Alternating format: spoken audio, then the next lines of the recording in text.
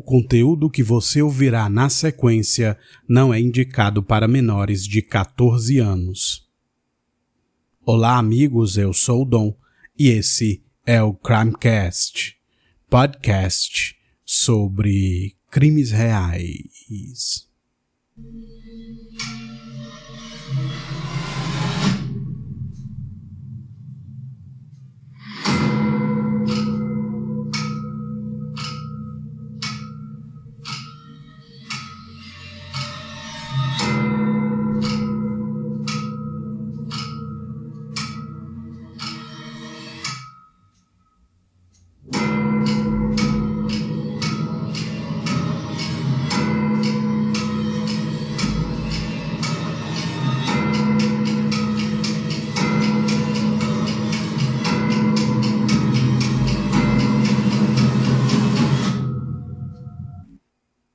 Se você está ouvindo o Crimecast pela primeira vez, eu te agradeço pelo play e seja muito bem-vindo aqui.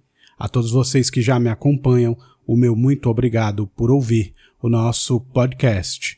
Nós vamos hoje para o episódio de número 86, mas antes eu quero pedir a vocês para seguirem o Instagram do Crimecast e o canal do YouTube. Os links que os levarão direto para o perfil no Instagram e para o canal do YouTube estarão disponíveis na descrição desse episódio.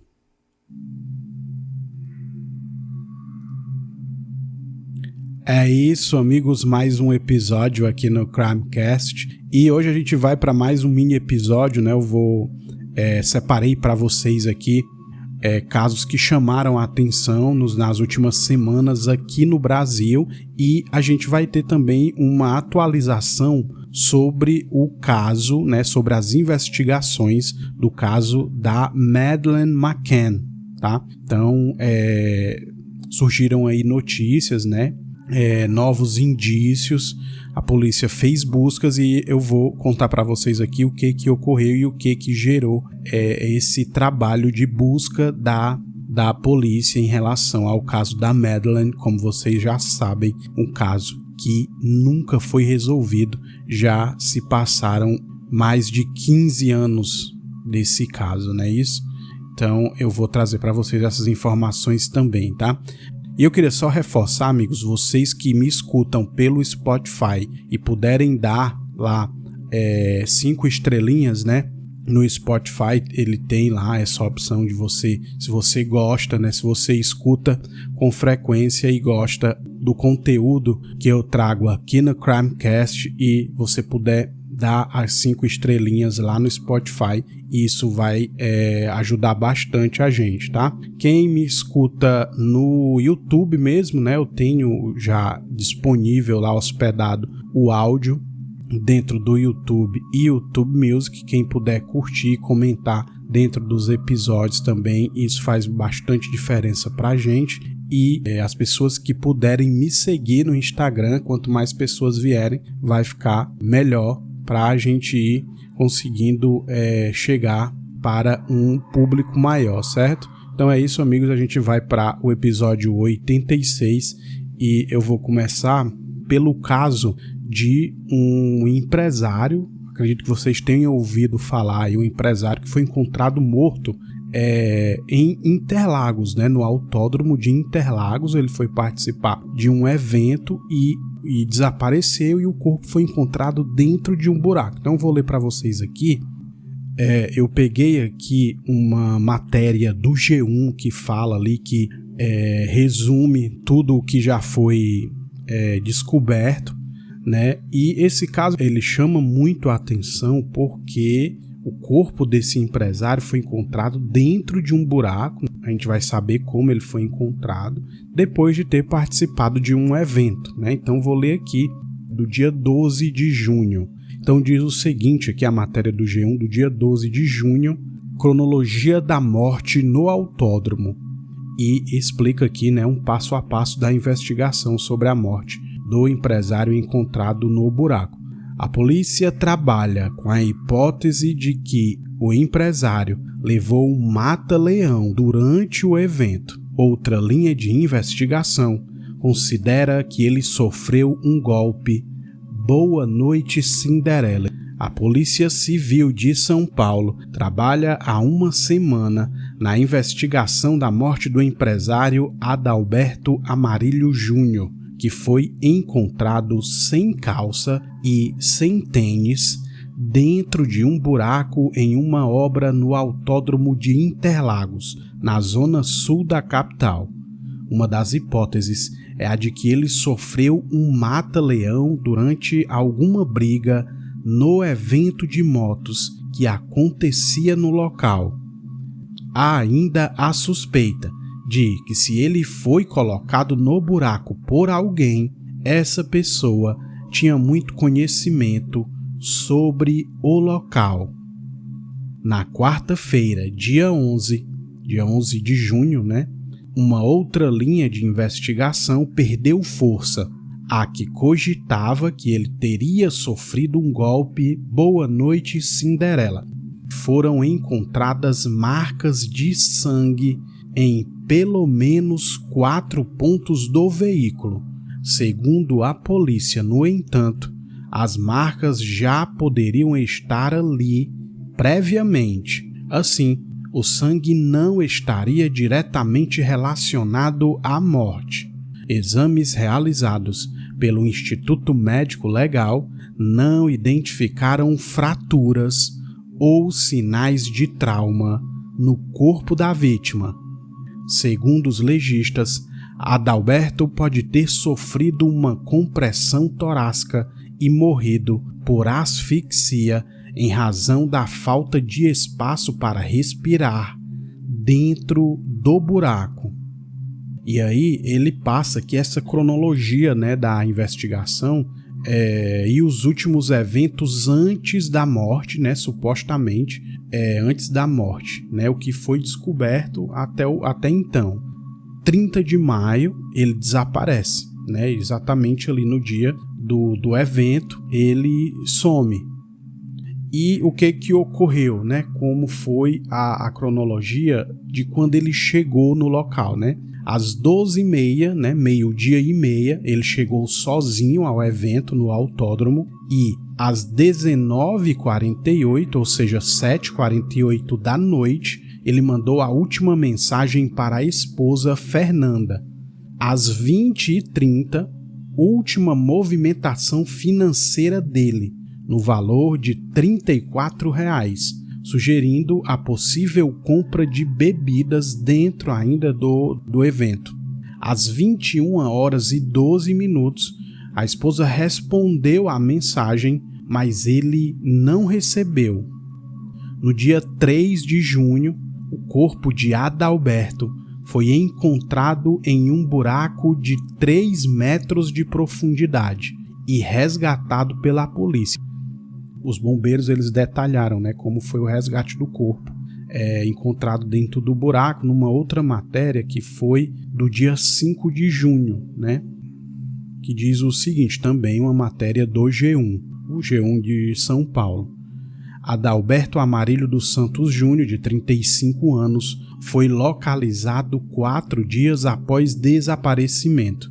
Ele foi retirado do buraco sem calça e sem tênis, como já tinha dito na matéria anterior.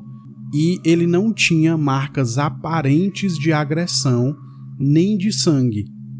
Segundo a polícia, a principal hipótese naquele momento é que ele tivesse sido colocado no local já sem vida. Funcionários de uma obra no Autódromo de Interlagos foram os responsáveis por encontrar o corpo do empresário Adalberto, de 35 anos, dentro do buraco. Ele ficou desaparecido por 4 dias. Segundo o Corpo de Bombeiros, a vítima estava no interior de um buraco na terra com aproximadamente 3 metros de profundidade e 80 centímetros de diâmetro. Os trabalhadores acionaram o socorro e as equipes de resgate chegaram ao local em poucos minutos. Os bombeiros explicaram que adotaram uma estratégia de salvamento vertical. Eles explicam como que eles conseguiram tirar. Um bombeiro desceu até o ponto em que o corpo se encontrava e realizou uma espécie ali de ancoragem da vítima.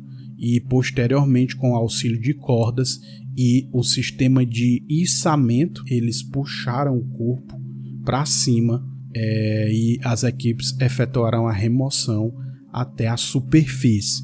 Foi utilizada uma escada como ponto de ancoragem para garantir a segurança da equipe e a eficiência da extração. Ou seja, como o buraco só tinha 80 centímetros de diâmetro, né, o corpo ele não estava deitado, né, não tinha espaço ali para o corpo cair. Então, eles tiveram meio que colocar uma corda e puxar para cima.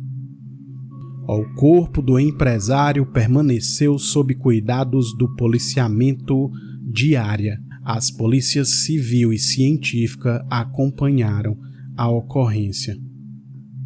E aí a gente volta, né, aqui, porque isso foi no dia 3 de junho.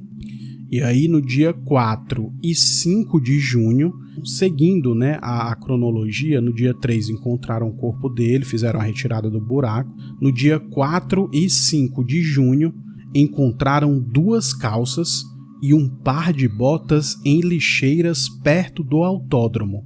A família não confirmou serem do empresário. No dia 7 de junho, a Polícia Civil encontrou marcas de sangue no carro dele. A polícia solicitou um exame de confronto genético para confirmar se o sangue era do empresário. Já no dia 9, 3 organizadores do evento de motos conversaram com a polícia sobre o evento. No dia 10 de junho, agora, né, bem recente, 5 seguranças que trabalham no local foram depor. A polícia mapeou o possível trajeto feito por Adalberto no dia 30 de maio no Autódromo de Interlagos, zona sul de São Paulo. Os investigadores estão elaborando por meio da técnica conhecida como espelhamento para reconstruir a possível trajetória do empresário entre o evento de motocicletas do qual ele participou, o local onde seu carro estava estacionado e o buraco de uma obra onde seu corpo foi encontrado. E aí, após o dia 10 de junho, né, foi informado que para os próximos dias estaria previsto também um novo depoimento de Rafael. O Rafael é o amigo do empresário Adalberto que esteve com ele no dia da sua morte. E aí, quem que era, né, o empresário? Nas redes sociais, Adalberto se apresentava como empreendedor e tricampeão paulista de kart. Colegas de pista lamentaram a morte. Abre aspas. O kart está de luto e nós também. Não tenho palavras para descrever essa dor, mas tenho certeza de que o céu hoje ganhou um campeão.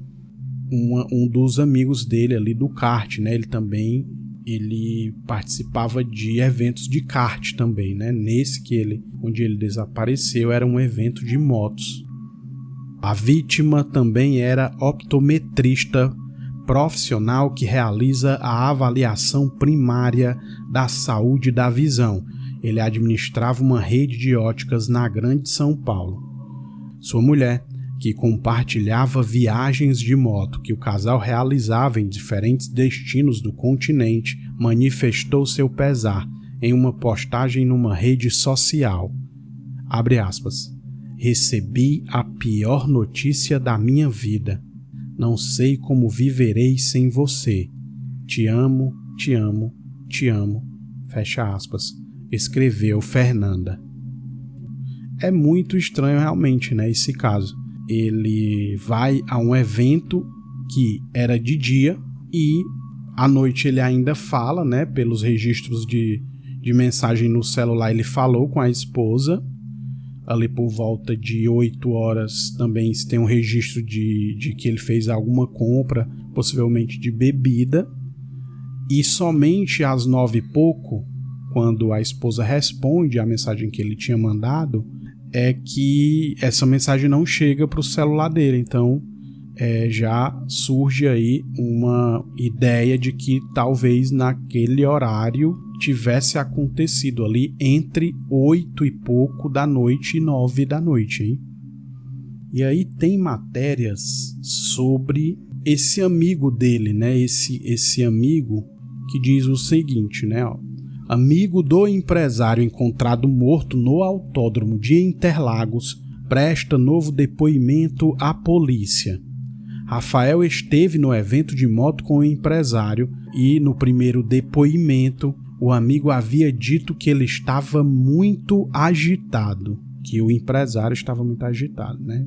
O amigo do empresário, que foi encontrado morto no autódromo de Interlagos, presta depoimento novamente à polícia nesta quinta-feira, dia 12. Rafael foi a última pessoa vista publicamente com Adalberto no evento de motos, onde depois o empresário desapareceu em 30 de maio. O amigo chegou ao Departamento de Homicídios e Proteção à Pessoa, DHPP, pouco depois das 11 da manhã para um novo depoimento. No seu primeiro depoimento, ele contou que deixou Adalberto no local por volta das 21 horas e foi para casa. Imagens do condomínio onde ele mora mostram realmente a chegada dele no local por volta das 23 horas. Ele contou que no dia seguinte voltou ao local com a mulher de Adalberto para procurá-lo, mas foi assaltado, olha isso, bicho, e perdeu o celular e a moto. O Adalberto some nesse dia. No dia seguinte, quando ele volta ao local, ele diz que foi assaltado e perdeu o celular e a moto. Ainda na primeira vez em que foi ouvido pela polícia, Rafael disse que, no evento, após beber e fumar maconha, o amigo estava, abre aspas, alterado e bastante agitado. Os investigadores já ouviram mais de 15 pessoas no caso, entre eles a esposa do empresário. Outros depoimentos já estão marcados. Uma das hipóteses é a de que Adalberto tenha morrido após receber um mata-leão aplicado por um segurança, já que ele tinha deixado o carro em uma área que não era o estacionamento oficial do evento. Nesta quinta, dia 12, há expectativa de que fiquem prontos os laudos periciais. O corpo foi encontrado dentro de um buraco numa área em obras do autódromo. E aí eu vou ver para vocês aqui mais uma matéria para a gente saber sobre esse depoimento, esse novo depoimento do amigo do empresário encontrado morto. Tem essa questão do que foi cogitado também como uma hipótese de que o Adalberto teria entrado em uma confusão com o segurança. A gente vai ver essa parte agora, né? Matéria também do G1 de São Paulo que diz o seguinte, essa matéria é do dia 10 de junho. Morte no autódromo de Interlagos. A polícia também trabalha com a hipótese de empresário ter sofrido mata-leão de segurança. E aí vocês lembram que a linha de investigação era de que ele tivesse sofrido um Boa Noite Cinderela, e isso perdeu força, né? E aí teve essa informação de uma discussão, com uma briga ali com um segurança e que ele teria sofrido esse mata-leão do segurança. A Polícia Civil de São Paulo trabalha agora com a hipótese de que o empresário Adalberto Amarilho Júnior sofreu um mata-leão durante confronto com algum segurança no evento. Adalberto desapareceu no dia 30 de maio, depois de se despedir de um amigo que o acompanhava em um evento de motos, que é lá o amigo dele, o Rafael. O mistério do caso está no que aconteceu depois que Adalberto saiu para ir até seu carro, que estava no estacionamento de Interlagos. Segundo apurado com os investigadores, é possível que o empresário tenha se desentendido com alguém durante esse trajeto. Essa pessoa pode ser um dos seguranças. Alguns deles, pelo menos 5, prestaram depoimento nesta terça-feira, dia 10. Está previsto também para os próximos dias um novo depoimento de Rafael, que esteve com ele no dia de sua morte. A polícia também suspeita de que, se de fato o corpo do empresário foi colocado no buraco em que foi achado, quem o pôs ali conhecia muito bem o local. De acordo com a apuração, a possibilidade de quem levou o corpo para o buraco da obra ter um bom conhecimento do espaço em questão se justifica porque a área tem acesso restrito. O local está bloqueado para livre trânsito e cercado por tapumes. E aí, algo interessante que tem sobre esse caso também é o seguinte: as câmeras do autódromo, elas registraram, o empresário chegando, e é por isso que se tem aquela cronologia quando ele chega, as câmeras mostram ele chegando por volta das 12h30 no dia 30. Ele estava usando boné, camiseta preta, uma calça jeans e tênis. Mas não foram divulgados registros de quando ele foi ao estacionamento buscar o carro para ir embora. A esposa só respondeu às 21h12. Esta mensagem não chegou a ser entregue, indicando que o celular dele já estava desligado a essa hora. Vocês lembram que o horário que o amigo dele diz ter deixado ele lá no local e ter saído foi 9h. Vou ler para vocês de novo aqui as informações sobre o primeiro depoimento do Rafael. Segundo o depoimento à polícia, o empresário que esteve com ele no evento teria consumido cerveja e maconha antes de se despedirem, o que o deixou, abre aspas, mais agitado que o normal. Então o Rafael diz isso, que o Adalberto nesse dia estava muito agitado e que teria consumido álcool e maconha. Ivalda Aleixo, diretora do Departamento de Homicídios da Polícia Civil de São Paulo, afirmou que o mais provável é que o empresário tenha sido colocado no buraco desacordado e ainda com vida. Exames realizados pelo Instituto Médico Legal não identificaram fraturas ou sinais de trauma no corpo. A causa da morte, segundo os legistas, foi compressão torácica.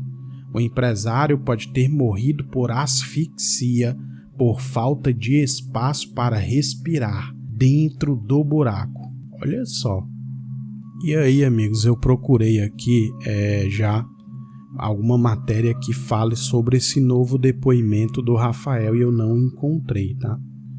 Eu acredito que eu vou até inclusive ter que fazer um novo mini episódio para falar desse caso, porque ele está nesse ponto, A polícia chamou novamente, o Rafael para dar um novo depoimento, coletou também ali depoimentos de várias pessoas de seguranças. Há essa informação aí de que ele pode ter se desentendido com o segurança, ter sofrido um mata-leão de um dos seguranças do evento. Vários desses seguranças foram também depor, Foi solicitado um exame desse sangue que foi encontrado dentro do carro para saber se é dele. A questão do Boa Noite Cinderela também eles têm deixado de lado ali, e há muitos pontos ainda, muitas perguntas a serem respondidas, e assim que sair alguma atualização, alguma novidade, eu vou fazer um novo mini episódio para vocês sobre esse caso. Mas é um caso bem interessante mesmo, porque o local onde ele foi encontrado, era área restrita. Então, se alguém o levou para lá, era uma pessoa que tinha acesso a esse local e conhecia bem esse local. O corpo dele não tinha fraturas, então a hipótese de que talvez ele realmente tivesse sofrido, quem sabe, esse mata-leão, ficado inconsciente e não acordou depois, e aí decidiram colocar ele lá no buraco, o que teria contribuído para que ele, aí sim, morresse sem ar, asfixiado. Então, muitas coisas a serem respondidas aí, e em breve eu vou fazer um novo mini episódio para vocês falando aí das atualizações desse caso, tá? E aí eu vou falar agora também para vocês aqui sobre o caso Madeleine McCann. Foi noticiado, né, que a polícia iria fazer novas buscas e que a polícia teria descoberto a mais algumas coisas, alguns indícios relacionadas ao Christian Bruckner. O Christian Bruckner é o cara que se tornou suspeito de ser o responsável pelo desaparecimento e morte da Madeleine muitos anos depois. E para quem não lembra, é sempre bom a gente relembrar para a gente ter a noção de como que tudo ocorreu, né? A família da Madeleine era inglesa e foi passar férias em Portugal, num local de praia, né? Que recebe muitos turistas. E a gente imagina que eles tenham ido para esse local com a certeza de que não teria um problema nenhum em relação à segurança e tal, né? E aí eles vão com os filhos pequenos, né? Eles tinham outros 2 filhos menores do que a Madeleine com menos de 4 anos, ainda ia completar 4 anos, isso lá em 2007, se eu não me engano, foi no mês de maio. E alguns dias após chegarem até o local lá onde eles foram tirar férias, eles decidem, né, os casais, os adultos, fazerem um jantar no restaurante do resort, né, era um resort onde eles estavam, e deixaram as crianças nos quartos e criaram ali um sistema para a cada 20, 25 minutos alguém ficar olhando os filhos no quarto, ver se estava tudo bem. Perto das 10 horas da noite, quando a mãe da própria Madeleine foi verificar os filhos, ela percebeu que a Madeleine já não estava na cama, viu que a janela do quarto estava aberta e aí se iniciou ali a procura que até hoje, isso foi em 2007, até hoje não se tem uma resposta para o que de fato aconteceu. Muitas coisas aconteceram, inclusive suspeitaram até dos próprios pais da Madeleine, né? Eles chegaram a ser investigados, ser interrogados, passaram um tempo sendo interrogados. Um dos delegados lá da época chegou a afirmar depois num documentário que tinha certeza que tinham sido os pais, mas não há nenhum indício de que tenha sido eles, é óbvio. É a coisa mais absurda. E se vocês quiserem, eu vou inclusive deixar uma indicação, se vocês quiserem relembrar todo o caso, tem um documentário na Netflix chamado O Desaparecimento de Madeleine McCann, e que conta toda a história, vocês vão entender tudo o que permeou a ida deles até Portugal e tudo o que aconteceu no dia e depois, né? As falhas, inclusive, que são apontadas, né? Falhas da polícia de Portugal.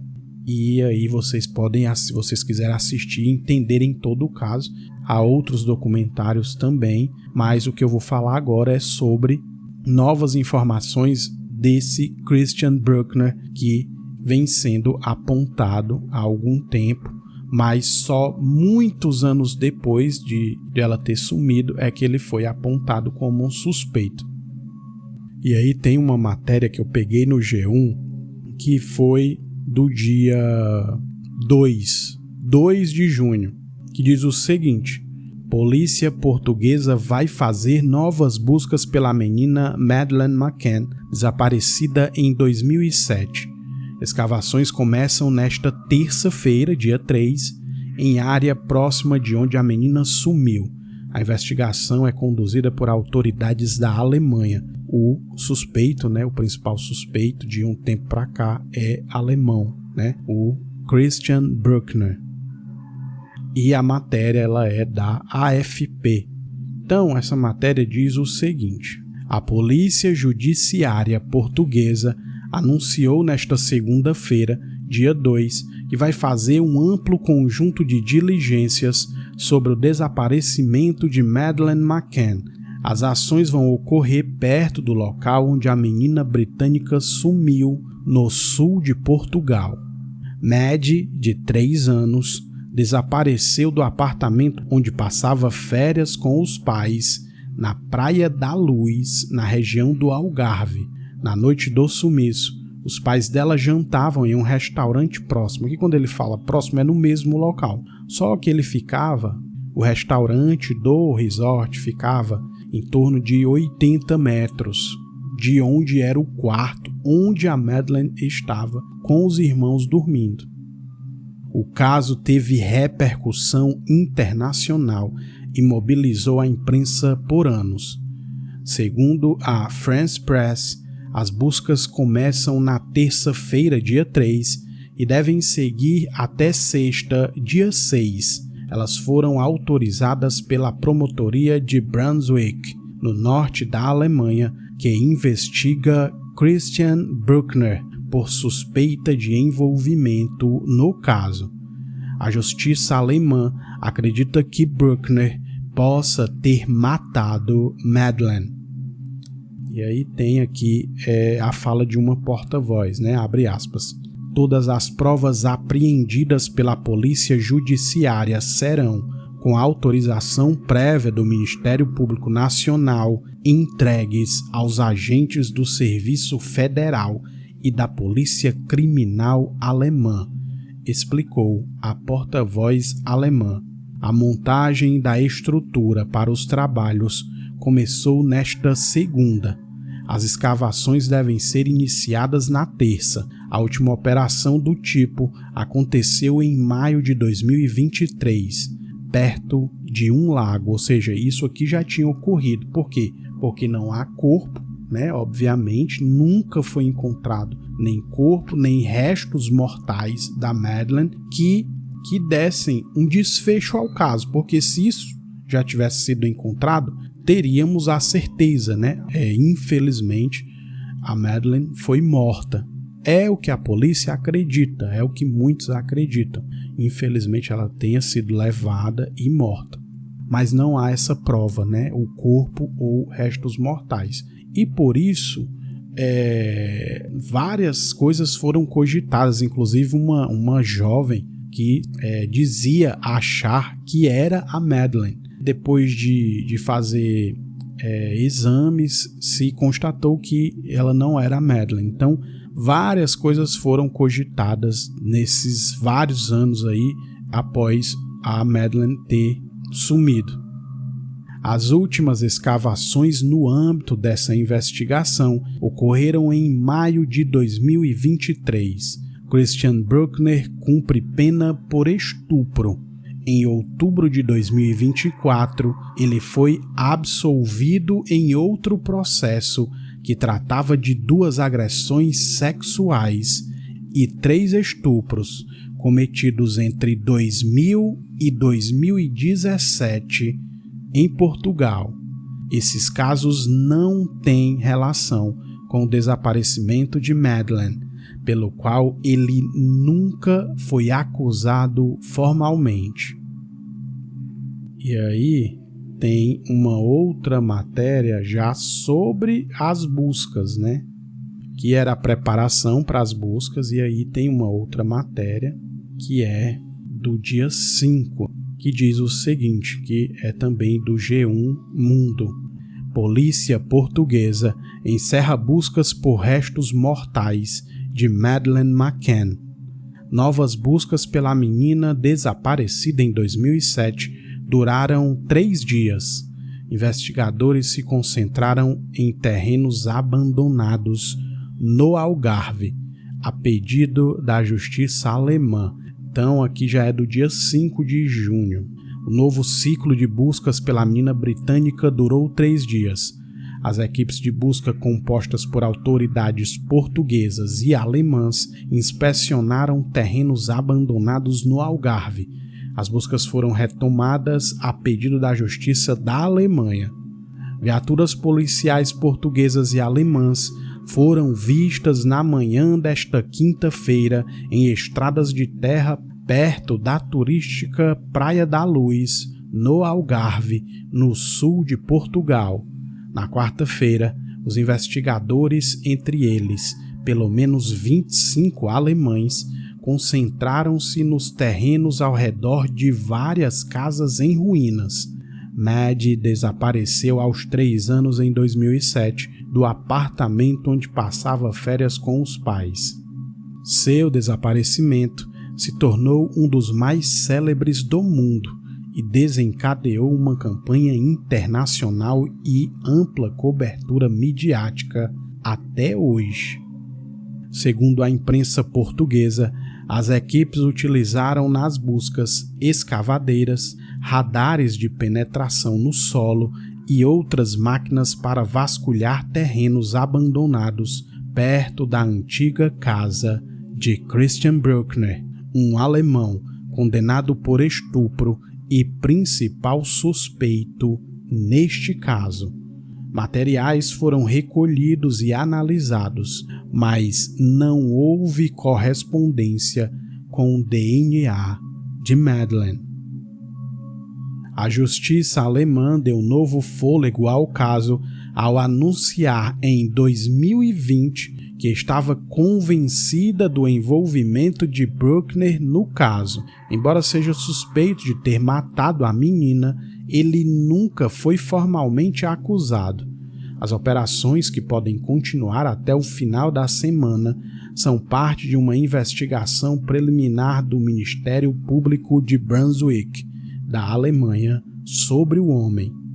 Na época dos fatos, Bruckner vivia na costa do Algarve, perto do local de férias dos McCann, e o sinal de um celular em seu nome foi detectado nos arredores do hotel na noite do desaparecimento. Bruckner cumpre atualmente uma pena de 7 anos de prisão pelo estupro de uma americana de 72 anos na Praia da Luz, em 2005. Sua pena neste caso, teoricamente, estende-se até setembro de 2025. Então, amigos, é isso, né? Esse caso, ele é muito triste porque os pais da Madeleine, eles não têm esse desfecho, né? O tal desfecho que a gente sempre fala e que eu falo sobre casos de desaparecimento, né? Imagino que é uma mãe. Você imagina aí, você ser uma mãe e entrar no quarto onde está sua filha pequena, seu filho pequeno, e ele não estar mais lá.